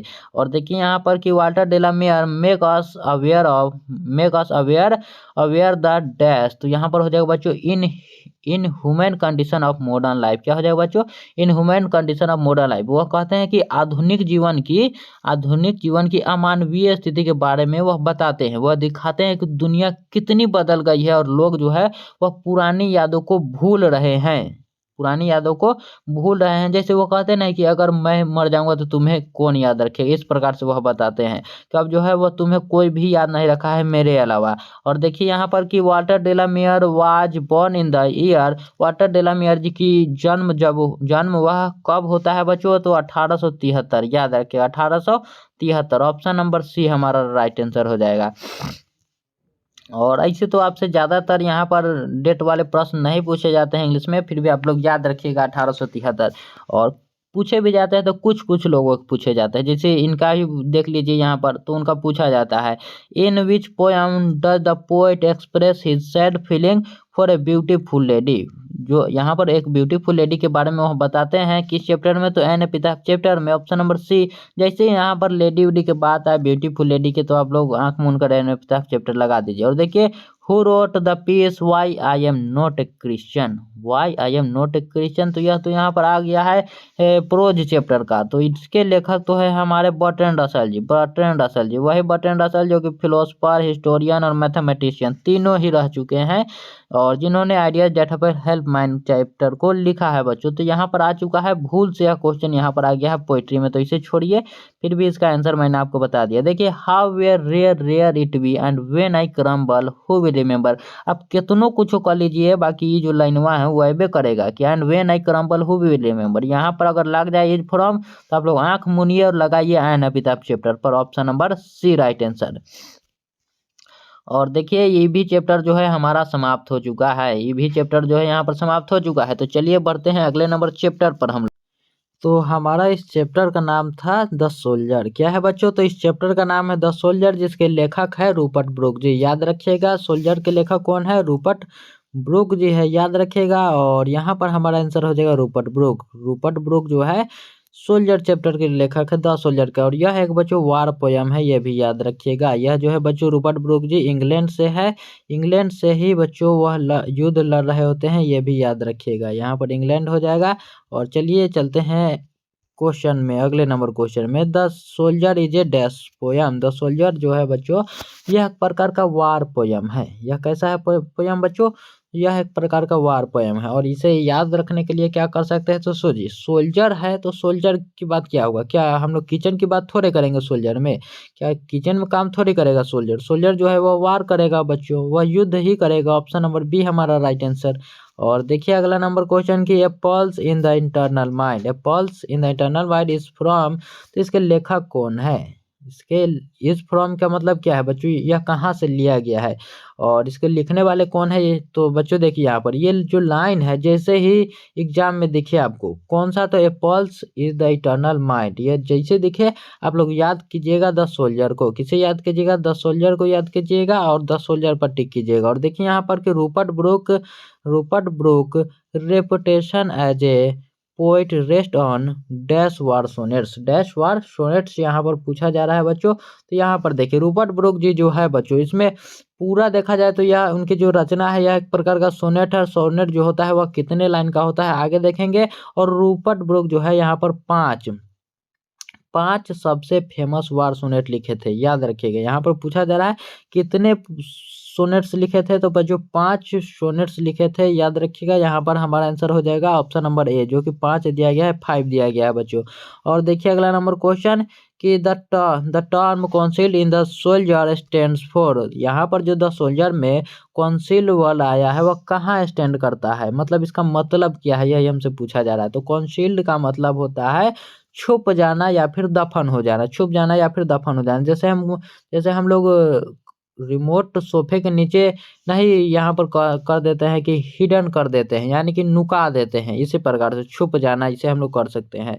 तो हिडन कह सकते हैं बच्चों यहाँ पर कॉन्सील्ड का अर्थ। और देखिए अगला नंबर क्वेश्चन कि the soldier is a dash poem. The soldier जो है बच्चों यह एक प्रकार का कैसा पोयम है, तो यह देशभक्ति वाले पोयम है और इसे हम लोग पेट्रियोटिक कहते हैं, पेट्रियोटिक कहते हैं देशभक्त वाले पोयम को। ऑप्शन नंबर बी हमारा राइट आंसर हो जाएगा। और देखिए अगला नंबर क्वेश्चन कि dash whom dash bore shaped made aware dash. तो यहाँ पर समझिए, यहाँ पर क्या कहते हैं, यहाँ डस्ट का मतलब है सैनिक का शरीर। वह कहते हैं बच्चों कि यही इंग्लैंड की मिट्टी से, इंग्लैंड की धूल से, इंग्लैंड के पसीना से मैं बना हूँ, इस प्रकार से कहते हैं। और अगर मुझे कहीं अगर दुश्मन देश द्वारा अगर मार भी दिया जाता है और वह जहाँ मुझे दफनाएगा, तो वह जो ज़मीन है जहाँ मुझे दफनाया जाएगा, वह जो ज़मीन है वह हर हमेशा के लिए इंग्लैंड का हो जाएगा बच्चों, इस प्रकार से वह कहते हैं। और वह जो है वह कहाँ की मिट्टी से बने हुए हैं, कहाँ की मिट्टी में पले बड़े हैं बच्चों, तो वह हो जाएगा इंग्लैंड के। ऑप्शन नंबर सी हमारा राइट आंसर। और देखिए अगला नंबर क्वेश्चन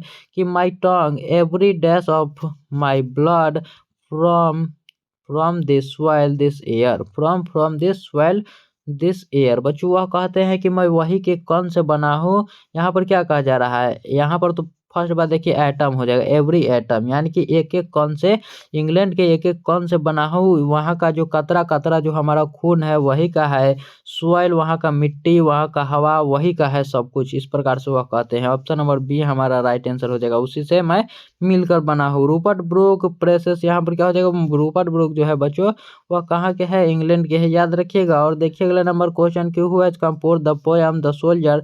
द सोल्जर को कंपोज करने वाले हैं Rupert Brooke ji. Option number A यहाँ पर राइट आंसर। और देखिए अगला नंबर क्वेश्चन क्या है कि the images and presses of dash run through both the stanzas. यहाँ पर क्या हो जाएगा बच्चों, इंग्लैंड हो जाएगा, इंग्लैंड स्टेंजाज इंग्लैंड हो जाएगा। ऑप्शन नंबर ए हमारा राइट आंसर, क्योंकि पूरी कविता जो है बच्चों सिर्फ और सिर्फ यहाँ पर इंग्लैंड की ओर इशारा करता है। और देखिए यहाँ पर अगला नंबर क्वेश्चन कि the place where dash the soldier would be buried should be treated as the part of dash after his death, dash after his death. वह कहते हैं बच्चों कि वह जो उनके मरने के बाद वह जो जमीन है जहाँ पर उन्हें दफनाया गया है वह बच्चों वह किसका हो जाएगा, तो वह हो जाएगा इंग्लैंड का। किसका हो जाएगा बच्चों, तो वह हो जाएगा इंग्लैंड का। ऑप्शन नंबर डी हमारा राइट आंसर। और वह इंग्लैंड का क्यों होगा, क्योंकि वह इंग्लैंड के ही कणों से मिलकर बने हैं बच्चों, इस प्रकार से वह बताते हैं। The speaker of the poem, the speaker of the poem the soldier is a. The soldier क्या है बच्चों, तो the soldier is a soldier, वह एक प्रकार का सैनिक था बच्चों। तो सोल्जर वह खुद भी तो एक सोल्जर ही है। ऑप्शन नंबर बी हमारा राइट आंसर। और देखिए अगला नंबर क्वेश्चन क्या है कि the poem is a patriotic poem dash patriotic poem. तब यहाँ पर हो जाएगा बच्चों द सोल्जर। द पोयम यानी कि कौन वह पोयम है जो कि पेट्रियोटिक देशभक्ति कवि है बच्चों, यहाँ पर हो जाएगा द सोल्जर जो पोयम है वही। और देखिए Rupert Brooke speak in the guess of and dash soldier. तो यहाँ पर हो जाएगा इंग्लिश, इंग्लिश यानी कि इंग्लैंड को यहाँ पर इंग्लिश दिखाया गया है बच्चों।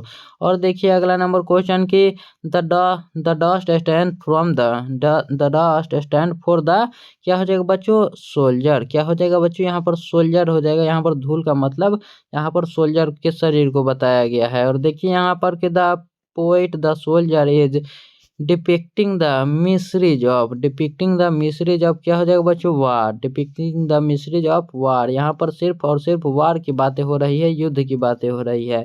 ए sonnet is a poem of dash line. तो मैंने आपको बताया था कि सोनेट कितने लाइन का होता है, चलिए आगे मैं आपको बताता हूँ। तो यहाँ पर हो जाएगा 14 लाइन का। ऑप्शन नंबर बी हमारा राइट आंसर हो जाएगा, 14 लाइन का होता है सोनेट।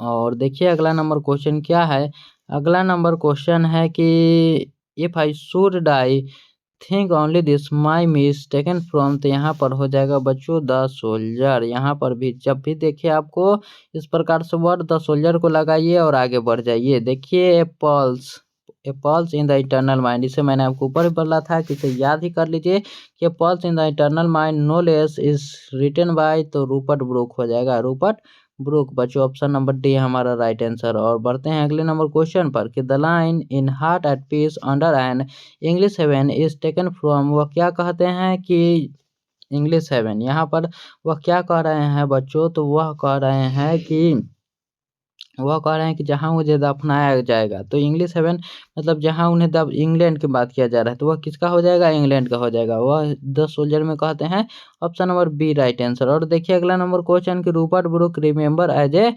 डैश पोइट, तो उन्हें याद किया जाता है किस पोइट के नाम से, तो वार पोइट के नाम से याद किया जाता है, युद्ध के कवि के नाम से, ऑप्शन नंबर डी।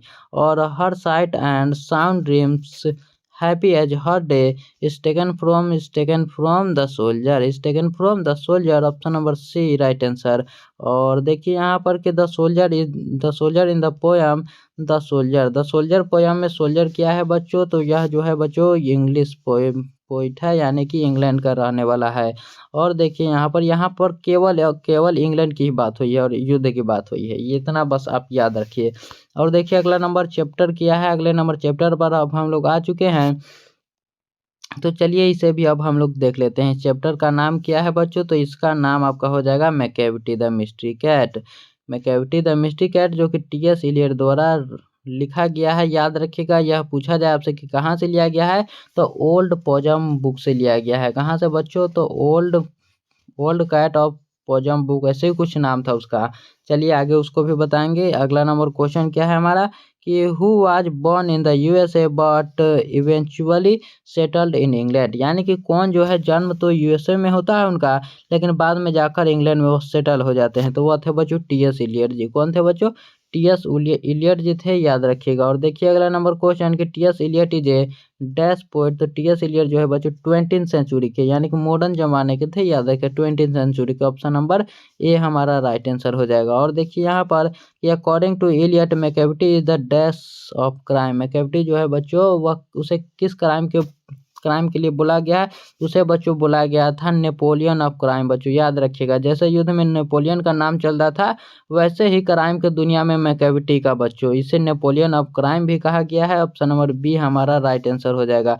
और यह प्रश्न बच्चों बार बार पूछा जाता है आपसे। देखिए he bro is deeply line with the thought dash who bro is the poet talking about, यानी कि किसके भाव के बारे में बात कर रहे हैं, जिसका जो भाव है एकदम डीप है बच्चों, एकदम गहरा और बड़ा बड़ा है भाव, तो वह बच्चों मैकेविटी के बारे में यहाँ पर बात हो रहा है। याद रखिएगा मैकेविटी के बारे में, ऑप्शन नंबर ए हमारा राइट आंसर हो जाएगा। और देखिए अगला नंबर क्वेश्चन क्या है कि और when the milk is missing और another peke been shifted is from, अगर आप देखें कि दूध जो है वह चोरी हो गया है, तो आप किसका नाम लेंगे, तो आप याद रखिए मैकेविटी द मिस्ट्री कैट का, मैकेविटी द मिस्ट्री कैट से यह लिया गया है। और देखिए यहाँ पर कि dash is a master of criminal, कौन है जो बच्चों पूरे क्राइम का यहाँ पर मास्टर है, मास्टर ऑफ क्रिमिनल है बच्चों, तो वह है मैकेविटी जो है, जो कि एक भी सबूत को नहीं छोड़ता है जहाँ भी वह क्राइम करता है। देखिए यहाँ पर कि मैकेविटी इज कॉल्ड बच्चों, तो मैकेविटी के पास जो है वह हिडन पाव होता है, यानी कि छिपा हुआ उसके पास पंजा होता है बच्चों, याद रखिएगा।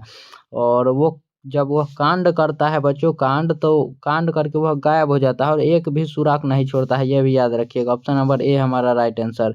और देखिए यहाँ पर और वहाँ के जो स्कॉटलैंड यार्ड के पुलिस थे बच्चों, वो भी उसे ढूंढ नहीं पाते हैं। Macavity moves like a dash, तो मैकेविटी जो है वह कैसे चलती है, तो याद रखिएगा मैकेविटी जो है अपनी गर्दन को सांप की तरह इधर उधर घुमाती हुई चलती है, इधर उधर घुमाती हुई चलती है बच्चों, एकदम लचीला। यहाँ पर हो जाएगा ऑप्शन बी और सी दोनों सही, दोनों में ही स्नेक दिया गया है, तो एक को आप काट लीजिएगा। और देखिए अगला नंबर क्वेश्चन कि the poet compare Macavity to, poet जो है वह मैकेविटी को किससे कंपेयर करते हैं बच्चों, तो वह कंपेयर करते हैं यहाँ पर नेपोलियन से, ऑप्शन नंबर डी हमारा राइट आंसर, नेपोलियन से वह कंपेयर करते हैं। और यहाँ पर देखिए अगला नंबर क्वेश्चन कि Macavity is the settlement of क्या हो जाएगा बच्चों, तो इसे समझिए, यह हो जाएगा स्कॉटलैंड यार्ड, क्या है स्कॉटी यार्ड, यहाँ पर इसे समझिए कि स्कॉटलैंड यार्ड यानी कि लंदन पुलिस जो है बच्चों, लंदन पुलिस के लिए मैकेविटी जो है वह सिरदर्द बन चुका था। क्या बन चुका था बच्चों, सिरदर्द बन चुका था। पुलिस जो है बच्चों उससे एकदम परेशान हो गई थी और मैकेविटी जो है हमेशा ही फरार रहता था, वह किसी को मिलता ही नहीं था, जब भी क्राइम करता वो भाग जाता वहां से। Dash is tall and thin, यहाँ पर कौन है जो लंबा है और पतला है बच्चों, तो वह हो जाएगा मैकेविटी यहाँ पर ऑप्शन नंबर बी हमारा राइट आंसर हो जाएगा, ठीक है। और देखिए अगला नंबर क्वेश्चन क्या है अगला नंबर क्वेश्चन कि Macavity is a cat. Macavity क्या है तो एक बिल्ली है। मैकेविटी क्या है तो वह एक बिल्ली है बच्चों। और देखिए यहाँ पर कि Mungojerrie and Griddlebone are also. तो मुंगोजोरी और ग्रिडल बॉन्ड जो है ये दोनों मैकेविटी के चेले चपाटी है, याद रखिएगा, चेले चपाटी दोनों ही उसके गार्ड, यहाँ पर समझ लीजिए दोनों ही उसके गार्ड है। जब भी वह कुछ करता था तो उसके साथ ये रहता था। ये भी एक कैट है। ऑप्शन नंबर डी हमारा राइट आंसर हो जाएगा। और देखिए अगला नंबर क्वेश्चन कि मैकेविटी इज एन क्या हो जाएगा बच्चों, आउटलॉ हो जाएगा। वह कभी भी कानून का पालन नहीं करता था। कानून कानून का वो तो वह समझता ही नहीं कुछ था। कानून को जो है अपने जूते की नोक पर रखता था वह। ऑप्शन नंबर ए हमारा राइट आंसर हो जाएगा। और देखिए यहाँ पर अगला नंबर क्वेश्चन कि Macavity is full of dash. तो वह था बच्चों डेसिटफुलनेस। वह एकदम धूर्तता से भरा हुआ था। क्या था बच्चों, एकदम धोखेबाजी से वह भरा हुआ था। देखने में तो वह शरीफ था लेकिन वह पूरी तरीके से धोखेबाज से भरा हुआ था। और यहाँ पर देखिए कि he is broken every human love is taken from. कौन है जो मनुष्य के पूरे जितने भी नियम है सभी को, वह किसी को भी नहीं मानता है, सभी को तोड़ देता है। और यह कहाँ से लिया गया है बच्चों, तो यह है मैकेविटी। और यह भी लिया भी गया है मैकेविटी द मिस्ट्री कैट से। और देखिए अगला नंबर क्वेश्चन कि and when the Foreign Office find a treaty gone astray is written by. Astray is written by बच्चों, तो जब कोई सरकारी फाइल या फिर ट्रीटी या अपनी चोरी हो जाती है तो समझो यह किसका काम होगा, तो यह काम है बच्चों उसी बिल्ली का, मैकेविटी का। और इसको कौन कहे थे बच्चों, इसके लेखक कौन है, तो हो जाएंगे T S. Eliot ji. Option number C हमारा राइट आंसर। और देखिए अगला नंबर क्वेश्चन कि T S. Eliot is a dash poet. T S. Eliot जो है वह 20th सेंचुरी के पोइट है बच्चों, याद रखिए। और देखिए अगला नंबर क्वेश्चन क्या है। अगला नंबर क्वेश्चन है कि Macavity the mystery cat has been taken from. तो यह लिया गया है old possum book of practical cat से। Old possum book of practical cat बच्चों। और देखिए यहाँ पर कि who find Macavity lazy and half asleep. देखिए मैकेविटी जो है उसे देखिएगा तो आपको लगेगा कि एकदम वो हाफ एस्लीप यानी कि सो गया है, लेकिन वह एकदम अंदर से फुर्तीला होता है। जैसे आप उसके पास जाइएगा वैसे ही वो भाग जाएगा वहां से। जैसे वहां पर जाइएगा और सही है जागा हुआ ही होता है, देखने में आपको सोया हुआ वो लगता है। तो यह इसको लिखे हैं कौन, टी.एस. इलियट जी।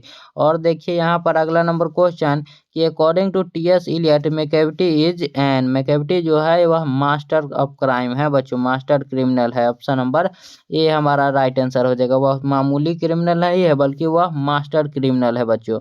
और देखिए the wasteland has composed by. The wasteland को कंपोज करने वाले कौन है, तो वह है टी.एस. इलियट। और यह जो है बच्चों बार बार आपसे पूछा जाता है, बहुत ही इंपॉर्टेंट है आपके लिए, यह याद रखिएगा, टी.एस. इलियट जी। वेस्टलैंड के लेखक बार बार पूछा जाता है। देखिए 19 में, 20 में, 20 में, साइंस में भी, आर्ट्स में भी, साइंस में भी पूछा गया बच्चों। तो इस क्वेश्चन को आप लोग याद रखिएगा कि द वेस्टलैंड के लेखक कौन है, तो टी.एस. इलियट जी। और देखिए Macavity was a cat of. Macavity जो है वह कैसा कैसा कैट है, तो वह है डेसिटफुलनेस, धोखेबाज वह बिल्ली है बच्चों। और देखिए यहाँ पर Macavity is A friend in dash shape बच्चों, क्या हो जाएगा, फेलिन का मतलब क्या होता है, बिल्ली जैसा, याद रखिए। वो बिल्ली के रूप में एक संतान है बच्चों, फेलिन हो जाएगा। ऑप्शन नंबर सी हमारा राइट आंसर। और यहाँ पर आप फ्रेंड की जगह यहाँ पर लगा सकते हैं, छोड़िए आगे देखते हैं हम लोग।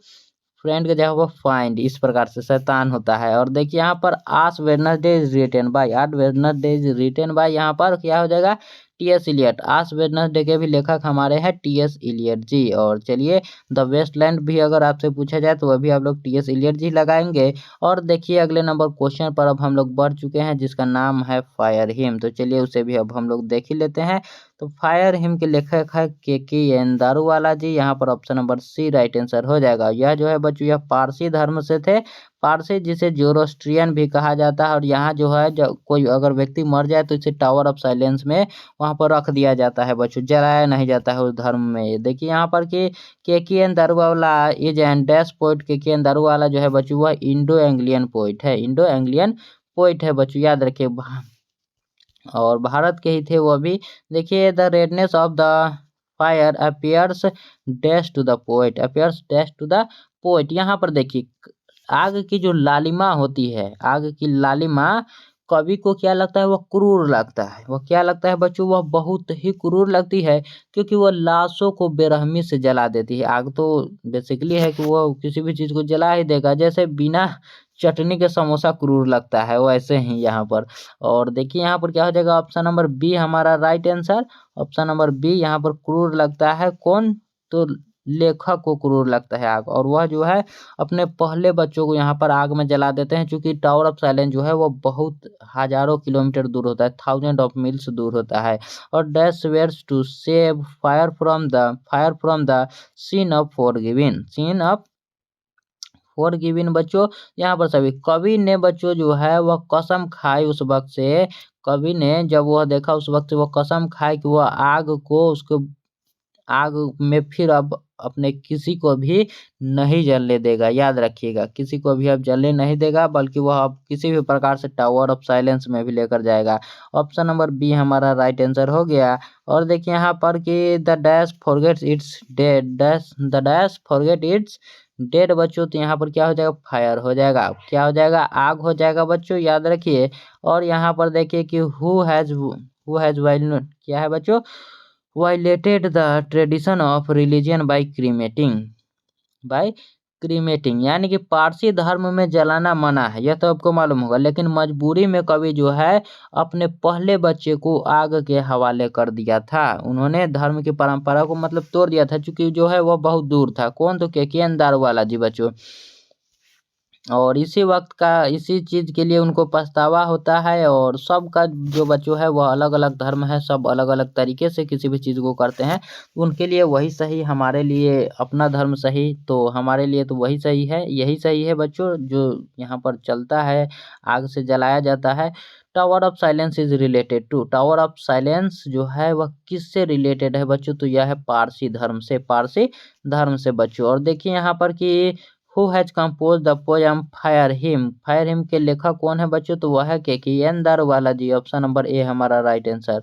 और देखिए अगला नंबर क्वेश्चन कि केएन दारूवाला रिसीव्ड साहित्य अकादमी अवार्ड, तो केकेएन दारूवाला जी को साहित्य अकादमी अवार्ड जो है वह कब मिला था बच्चों, तो 1984 को। कब बच्चों, तो 1984 को उन्हें साहित्य अकादमी से सम्मानित किया गया था बच्चों। यहाँ पर ऑप्शन नंबर बी हमारा राइट आंसर हो जाएगा। और देखिए अगला नंबर क्वेश्चन कि केकेएन दारूवाला वाजे dash by religion, KKN Daruwalla जो है वह किस रिलीजियन से बिलोंग करते हैं बच्चों, तो जोरोस्ट्रियन धर्म से, जिसे पारसी भी हम लोग कहते हैं। ऑप्शन नंबर ए हमारा राइट आंसर हो जाएगा। और देखिए it was the dash of the poet ailing with him passing by the cremation ghat, क्या हो जाएगा बच्चों, क्रीमेशन घाट, यानी कि शमशान घाट से गुजरते समय कवि के साथ जो है बच्चों वो कौन था, सीधा सीधा यही हमसे पूछा जा रहा है। तो कौन था बच्चों, तो वह हो जाएगा उनके साथ थे उनके पिताजी, उनके साथ वह अपने पिताजी के साथ टहल रहे होते हैं। और देखिए यहाँ पर कि the dash forgets its dead because some sometimes it leaves the dead body half burnt, यानी कि आग जो है बच्चों वह, लेखक जो है कहते हैं कि आग जो है वह किसी भी व्यक्ति के शरीर को वहां पर अध जली छोड़ देती है, जैसे कि वहां पर उंगलियां जो है वह छोड़ दी थी, उस प्रकार से वह बताते हैं किसके बारे में, तो आग के बारे में वह कहते हैं। और देखिए यहाँ पर कि the cremation of dead bodies in dash are somewhat different, तो यहाँ पर हो जाएगा बच्चों पारसी धर्म में। पारसी धर्म जो है बच्चों अंतिम संस्कार जो है वो अलग तरीके से होता है, वहाँ पर टावर ऑफ साइलेंस में होता है, वहीं पर जाकर बॉडी को छोड़ दिया जाता है, और वहाँ पर जो है चील कौआ खाए उस प्रकार से होता है। तो सबका अलग अलग धर्म है, अपना अपना अति है, छोड़िए उसको। The speaker in fire him belongs to dash by religion, वह थे बच्चों जोरोस्ट्रियन धर्म से, जोरोस्ट्रियन धर्म जिसे पारसी भी कहते हैं, याद रखिए। और देखिए अगले नंबर क्वेश्चन पर कि dash swears to save fire from the scene of क्या है बच्चों, फॉरगेटफुलनेस बच्चों, यानी कि भूलने की बीमारी, यहाँ पर कह सकते हैं भूलने की बीमारी से आग को बचाने की कसम जो है वह केकेएन दारूवाला जो खाई थी बच्चों। वह कहते हैं कि आग जो है वह बॉडी को जलाना भूल जाता है, इस प्रकार से। ऑप्शन नंबर बी हमारा राइट आंसर हो जाएगा। और देखिए यहाँ पर कि K K N Daruwalla consigned his new born dash to flame, तो अपने सबसे पहले जो बेटा होता है उसी को वहां पर जो है वह जब उसकी मृत्यु हो जाती है तो वो उससे टावर ऑफ साइलेंस जो है वो बहुत दूर था, तो इसीलिए उसे जला देते हैं। देखिए dash belongs to Zoroastrian religion, कौन है जो जोरोस्ट्रियन रिलीजियन से बिलोंग करते हैं, तो वो हो जाएंगे बच्चों केकीएन दारूवाला जी। ऑप्शन नंबर डी हमारा right answer. The poet sees the red hot, the poet sees the red hot embrace हो जाएगा बच्चों, एम्ब्रेंस यानी कि अंगारे बच्चों। और देखिए यहाँ पर he so embrace lodging their cruel redness is taken from the embrace। देखिए cruel, देखिए इस प्रकार से जो वर्ड है वो फायर हिम चैप्टर में ही आया है बच्चों। Option number B right answer हो जाएगा। और देखिए यहाँ पर कि as as I consign my first born to flame is written by, तो रिटन बाय केकेएन दारूवाला, वही जो है अपने पहले बच्चे को वह आग के हवाले कर देते हैं। K K N Daruwalla is recipient of dash, तो उन्हें मिला था बच्चों साहित्य अकादमी अवार्ड। क्या मिला था बच्चों? 1984 में उन्हें मिला था साहित्य अकादमी अवार्ड, भूलिएगा मत इसे। और देखिए यहाँ पर कि crossing to river is an important volume of written by बच्चों, तो यहाँ पर हमारा राइट आंसर हो जाएगा केकेएन दारूवाला जो है वही रिवर, यानी कि वह जो है नदी को पार करते समय इन सभी बातों को वह बात कर रहे थे। और देखिए यहाँ पर कि I swear to save fire from the scene of forgetfulness is taken from, वह जो है उस पर कसम खाते हैं इस प्रकार से। तो किस चैप्टर में बच्चों? तो वह होता है बच्चों फायर हिम चैप्टर में। ऑप्शन नंबर सी हमारा राइट आंसर हो जाएगा। और बढ़ते हैं अब अगले नंबर चैप्टर में। अगला नंबर चैप्टर अब हमारा आ चुका है जिसका नाम है बच्चों स्नेक, तो चलिए उसे भी देख लेते हैं। स्नेक चैप्टर के लेखक है बच्चों डी.एच. लॉरेंस जी। स्नेक चैप्टर के लेखक डी.एच. लॉरेंस जी, जिनका पूरा नाम है बच्चों डेविड हर्बर्ट लॉरेंस। क्या नाम है बच्चों? तो पूरा नाम है डेविड हर्बर्ट लॉरेंस। और यहाँ पर समझिए क्या होता है। देखिए एक गर्मी का दिन होता है, समर का दिन, हॉट डे होता है, और लेखक जो है बच्चों वह पैजामा पहने हुए होते हैं, पैजामा में वह होते हैं, और उन्हें जो है प्यास लगती है तो वह एक प्रीचर यानी कि घड़ा को उठाकर चल जाते हैं अपने वाटर ट्रॉप की ओर पानी पीने के लिए। और वहाँ पर जब जाते हैं तो उनको मालूम चलता है कि वहाँ पर जो है मुझसे पहले से ही एक व्यक्ति कह सकते हैं उसे, वह आ चुका है। तो वहाँ पर जो है उनसे पहले एक सांप आ चुका था, और सांप जो है वहाँ पर पानी पी रहा होता है, तो उसे एक व्यक्ति की तरह ही मानते हैं कि मुझसे यह पहले ही आया, फर्स्ट कमर बोलते हैं उसे, तो याद रखिएगा। और वह जो सांप है तो कवि के मन में आता है कि अब सांप को हम मारे या फिर छोड़ दे, इस प्रकार से वह आते रहता है कि सांप को अब मारे या फिर छोड़ दे। तो वह मारते नहीं है बल्कि क्लमसी लॉ को चला देते हैं, याद रखिए क्लमसी लॉ को। वहाँ पर जो एक छोटा सा डंडा था उसे चला देते हैं, और वहाँ से जो है वह सांप भाग जाता है, वह अपना पानी पीकर वहाँ से भाग जाता है। फिर जो है वहाँ से लेखक पानी को भर लेते हैं। तो अब इतना ही कहानी था उस चैप्टर में। और चलिए अब समझते हैं यहाँ पर। A snake appears to trough of the dash to sip water, सांप किसके ट्रॉप यानी कि क्या होता है बच्चों, पानी जहाँ भरा हुआ होता है वही, तो किसके ट्रॉप पर आया था, तो वह खुद यानी किसके पर, तो पोइट के। ऑप्शन नंबर सी, पोइट का जो ट्रॉप था जहाँ पर बच्चों पानी रखा था वहीं पर वह आया हुआ था। और देखिए यहाँ पर कि a dash came to D H. Lawrence water trough, a dash came to D H. Lawrence water trough, तो डी.एच. लॉरेंस के वाटर ट्रॉप के पास यानी कि मेहमान बनकर कौन आया था, तो वो आया था बच्चों स्नेक, एक सांप आया था बच्चों। और देखिए अगला number question, the poet had gone to the water trough to drink, यहाँ पर क्या हो जाएगा बच्चों, गर्मी जो है इतनी थी, उस वक्त गर्मी इतनी थी कि कवि खुद पानी पीने गए थे। वहाँ पर किस लिए गए थे, मैंने आपको बताया ही था कि गर्मी का दिन था, वहाँ पर पानी पीने के लिए गए थे। और वहाँ पहले ही क्या आया था, सांप, तो वहाँ पर पानी पीने के लिए ये आए हुए थे वाटर ट्रॉप के पास। और देखिए यहाँ पर the poet compare the snake to a dash bird albatross, याद रखिए एल्बाट्रोस हो जाएगा यहाँ पर। तो यहाँ पर समझिए क्या होगा, कवि ने सांप की तुलना जो है वह किससे की है बच्चों, तो वह समुद्र के पक्षियों से की है। तो सी पक्षी यहाँ पर हो जाएगा सी, यानी कि समुद्र के पक्षी से किया है, जिसका नाम है अल्बाट्रोस से की है।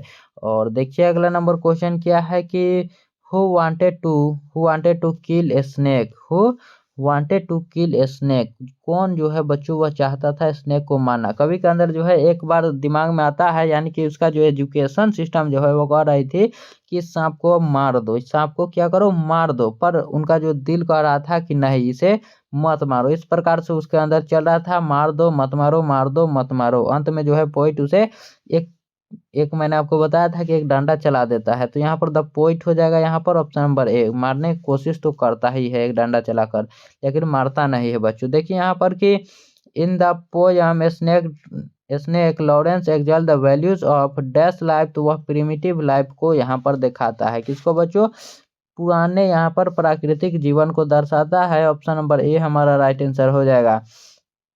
The poet is dash the snake, the poet is dash the snake, तो हो जाएगा बच्चों afraid of snake, afraid of snake, यानी कि डरे हुए थे बच्चों। पोइट जो है उस सांप से क्या हुए थे, तो डरे हुए थे। और देखिए the poet was dash dash dressed when he saw the snake, तो वह क्या पहने हुए थे बच्चों, तो पैजामा पहने हुए थे, इन पैजामा, मैंने आपको बताया था ऊपर। और देखिए यहाँ पर कि someone was before me at my water drop and I like a second comer waiting is from, उन्हें लगता है कि मैं जो हूँ सेकंड कॉमर हूँ और मुझसे पहले एक सांप आ चुका है। तो यह जो लाइन है स्नेक चैप्टर से लिया गया है। ऑप्शन नंबर बी हमारा राइट आंसर हो जाएगा। And must wait must stand and wait for there he was at the trough before me is taken from बच्चों हो जाएगा यहाँ पर क्या, तो यहाँ पर हमारा आंसर हो जाएगा स्नेक, स्नेक से यह लिया गया है। वाटर ट्रॉप के जब भी बारे में बात किया जाए आप समझ जाइए कि यह स्नेक चैप्टर के बारे में ही बता रहा है, क्योंकि उसके अलावा और कहीं भी वह नहीं आया है। देखिए यहाँ पर कि when the poet so the snake it was a very dash day, तो उस दिन गर्मी का दिन था, वेरी हॉट डे बच्चों। ऑप्शन नंबर डी हमारा राइट आंसर। और देखिए यहाँ पर अगला नंबर क्वेश्चन कि the snake drank enough and lifted his head, यानी कि स्नेक जो था, सांप जो था, वह पूरा पानी अपना जितना मतलब उसको पीना चाहिए था वह पी लिया था और फिर अपने सिर को ऊपर उठाता है एकदम रॉयल स्टाइल में बच्चों। और देखिए बच्चों ड्रीमली यहाँ पर हो जाएगा, ड्रीमली, रॉयल मैंने अपने मन से कहा था, यहाँ पर देखिए ड्रीमली हो जाएगा ऑप्शन नंबर सी। और रॉयल कहने का मतलब ये था बच्चों कि आपको याद जल्दी हो जाए रॉयल कहने से। और in dash according to the poem snake black snake are considered innocent, तो देखिए यहाँ पर जो कवि जो है वह मानते थे कि सिसिली के जो स्नेक होते हैं, सिसिली के जो सांप होते हैं एकदम, जो वहाँ के जो ब्लैक स्नेक होते हैं एकदम कंसीडर इनोसेंट होते हैं, यानी कि एकदम शरीफ होते हैं, गोल्डन सुना। और वहाँ पर जो गोल्डन सुनहरे होते हैं वह जो होते हैं बच्चों जहरीले होते हैं। तो सिसिली के बारे में यहाँ पर बात किया जा रहा था। ऑप्शन नंबर बी हमारा राइट आंसर हो जाएगा। और देखिए who is speaker in the poem, कौन है जो बच्चों स्नेक चैप्टर में स्पीकर थे बच्चों, तो वह थे डी.एच. लॉरेंस जी, यानी कि डेविड हार्बर्ट लॉरेंस जी। और देखिए यहाँ पर कि was it cowardice that I dared not kill him is from बच्चों, तो कवि जो है बच्चों वो खुद से पूछते हैं क्या मैं डरपोक हूँ जो इसे नहीं मार पा रहा हूँ, इस प्रकार से वह पूछते हैं। तो यहाँ पर क्या हो जाएगा बच्चों स्नेक चैप्टर में ही आया है। ऑप्शन नंबर सी हमारा राइट आंसर।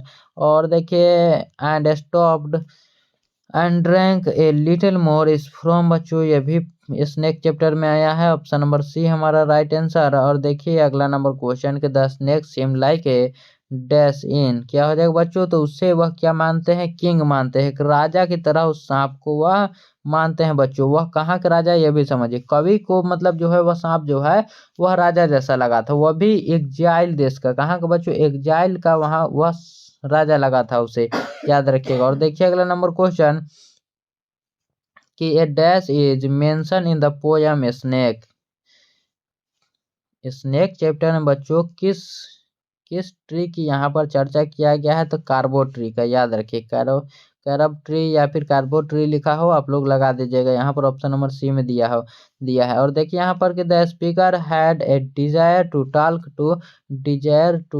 टू बच्चों हो जाएगा यहाँ पर स्नेक, क्या हो जाएगा, कवि जो है बच्चों वह मंत्र मुक्त हो गया था, याद रखिएगा, मन में वह बात यही सब बात सोच रहा था, स्नेक चैप्टर में हो जाएगा। और देखिए the snake looked at the poet dash, तो सांप जो है वह पोइट को देखता है कैसे, तो वह देखता है वैगुल, यानी कि धुंधले तरीके से वह देखता है बच्चों। और देखिए यहाँ पर अगला नंबर क्वेश्चन क्या है कि the voice of my education said to me he must be liked, this line are taken from a snake. उसकी जो एजुकेशन सिस्टम थी, उसका एजुकेशन से वहां पर आवाज आ रहा था कि सांप को मार दो, पर वह नहीं मारता है, वो अलग बात है। He lifted his head from drinking as cattle do is taken from, वो अपने सिर को ऊपर उठाता है जैसे कि उसने पूरे पानी को पी लिया हो। इससे लिखने वाले हैं DH Lawrence ji. Option number B right answer. और देखिए if you were not afraid you would kill him is from हो जाएगा बच्चों snake, is from snake. Option number A हमारा राइट आंसर। वह चाहता है, वो सोचता था कि मैं मार दूं। और ही lifted his head and drinking is from, वो अपने सिर को ऊपर उठाता है। यही जो है क्वेश्चन बार बार यहाँ पर रिपीट हो रहा है। सीधा सीधा स्नेक चैप्टर को लगा दीजिए, इस लाइन को याद ही कर लीजिए आप लोग। और देखिए DH Lawrence excel the values of primitive life in snake chapter, is snake chapter. Option number A हमारा राइट आंसर। और देखिए यहाँ पर कि the poet in snake pick up a dash log, तो वो किस डंडे को उठाया था, तो क्लमसी लॉग था बच्चों। याद रखिए कैसा कलमसी लग था, यानी कि थोड़ा थोड़ा सा टुकड़ा था, लकड़ी का एक थोड़ा सा टुकड़ा, याद रखिएगा। और देखिए अगला नंबर क्वेश्चन, अब फिर हम लोग अगले नंबर चैप्टर पर आ चुके हैं, और वो भी हमारा यह जो चैप्टर है बच्चों याद रखिएगा सबसे अंतिम चैप्टर है, जिसका नाम क्या है, माई ग्रैंड मदर हाउस। इस चैप्टर का नाम है बच्चों माई ग्रैंड मदर हाउस। इसके लेखक है बच्चों कौन, कमला दास जी, कमला दास जी। इसमें क्या होता है बच्चों की कमला दास जी जो है वह अपने दादी के पास पहले रहते थे बचपन में, तो उसी को यह याद करती है और बताती है कि उस वक्त कितना अच्छा था और अब जो है वह कैसा है। अब जो जब वह बड़ी हो गई है तब वह कई लोगों के घर पर जाती है, लेकिन वहां पर वैसा फीलिंग जो है उनको नहीं आता है। तो यहाँ पर देखिए Kamala Das is an dash poetess, कमला दास जी जो है बच्चों यह एक इंडियन पोइटेस है, इंडियन कवित्री है बच्चों। और देखिए अगला नंबर क्वेश्चन की dash spent her childhood days with her grand mother, कौन जो है अपने बचपन के दिन जो है वह अपने दादी के घर पर थी, तो वह थी बच्चों यहाँ पर कमला दास जी जो है अपने दादी के घर बचपन के दिन गुजारती है। कमला दास हैज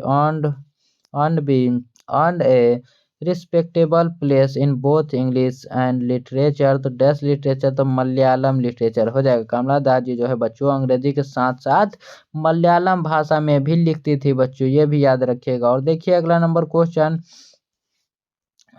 क्वेश्चन देखिए कि summer in Calcutta is collection of a poem by, summer in Calcutta जो है बच्चों याद रखिएगा इन्हीं की प्रमुख रचना में से एक है, किनका, तो कमला दास जी का, किनका बच्चों, तो कमला दास जी के फेमस कविताओं में से एक है बच्चों। और देखिए यहाँ पर कि Kamala Das is talking about her dash who is dead now, dash who is dead now, तो वह कहते हैं ग्रैंडफादर नहीं ग्रैंड मदर, उनकी जो दादी है वह अब नहीं रही, उनकी जो है अब मृत्यु हो गई है, उन्हीं को वह याद करती रहती है।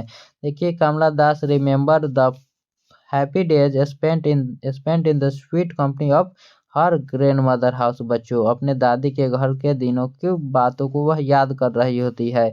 और देखिए the house went into silence due to death of the death, तो हो जाएगा डेथ ऑफ, यहाँ पर वुमेन हो जाएगा, उनके दादी की मृत्यु के बाद उनका जो घर है एकदम सन्नाटा हो गया। उनके दादी अगर अगर घर में कोई ना रहे तो वह क्या होगा, एकदम सुन सन्नाटा हो जाएगा। ऑप्शन नंबर ए हमारा राइट आंसर। और देखिए यहाँ पर कि my grandmother house is an dash poem by Kamala Das, तो ग्रैंड मदर हाउस जो है यह एक प्रकार का ऑटोबायोग्राफिकल पोयम है बच्चों, ऑटोबायोग्राफिकल यानी कि अपने जीवन पर आधारित, यानी कि इसे आत्मकथा भी कह सकते हैं। और देखिए यहाँ पर कि the poetess in the grandmother house begs at dash door, तो वह स्ट्रेंजर्स डूर यानी कि बच्चों क्या, खिड़की। वह जो है दर दर अपने दूसरों के घर पर वह जाती है कि वह अपने दादी की याद जो है बच्चों वह पूरा कर सके, लेकिन अजनबियों के दरवाजों पर उतना प्यार कहाँ से मिलेगा उसको। ऑप्शन नंबर सी हमारा राइट आंसर हो जाएगा। और देखिए अगला नंबर क्वेश्चन कि there is a house now far away where once I received love is from the poem, यह जो लाइन है यह लाइन लिया गया है माई ग्रैंड मदर हाउस से, क्या माई ग्रैंड मदर हाउस से। यहाँ पर क्या कहा जा रहा है बच्चों कि there is house now far away, यानी कि एक घर था जहाँ मुझे बहुत प्यार मिलता था। यह जो लाइन है बच्चों, यह माई ग्रैंड मदर हाउस से लिया गया है, याद रखिएगा। Behind my bedroom doors like a brooding is written by, तो ब्रोडिंग इज रिटन बाय हो जाएगा बच्चों Kamala Das ji. Option number B हमारा राइट आंसर। और देखिए यहाँ पर के snake were seen among in grandmother house, यानी कि ग्रैंड मदर हाउस में जो बच्चों सांप दिखा था वह कहाँ दिखा था बच्चों? इनकी दादी का जो घर है बच्चों वह बहुत दिनों तक बंद था। बहुत दिनों तक क्या था? तो वह था बंद, और बंद होने के कारण जो है वहां पर किताबें रखी हुई थी, उसी में जो है बच्चों वह सांप था। सांप था उसी किताबों के बीच में, याद रखिएगा। ऑप्शन नंबर बी हमारा right answer. Kamala Das has respectable place in both English and Dutch literature, तो हो जाएगा बच्चों Malayalam literature. Malayalam literature, option number D right answer. और देखिए snake were seen among in my grandmother house books, बच्चों किताबों के बीच में वह रेंगते हुए दिखा था सांप। और देखिए यहाँ पर who wrote the old old play house and other poems, तो ये भी हो जाएगा बच्चों कमला दास जी की ही रचना है। यह किसकी रचना है बच्चों? तो कमला दास जी की ही रचना है। तो चलिए अब हमारा हो चुका है पूरा चैप्टर समाप्त। तो देखिए प्रोज जो है आपके फर्स्ट फर्स्ट यहाँ पर सेशन में मैंने आपको करा दिया है प्रोज को, और यह जो था बच्चों पोइट्री का सेक्शन था। तो चलिए ये भी हमारा कंप्लीट हो चुका है। और बताइए आपको कि आपको कैसा लगा यह वीडियो, और अगर अच्छा लगा हो तो एक बार कमेंट कर दीजिएगा। और फिर मिलते हैं अगले वीडियो में, तब तक के लिए धन्यवाद।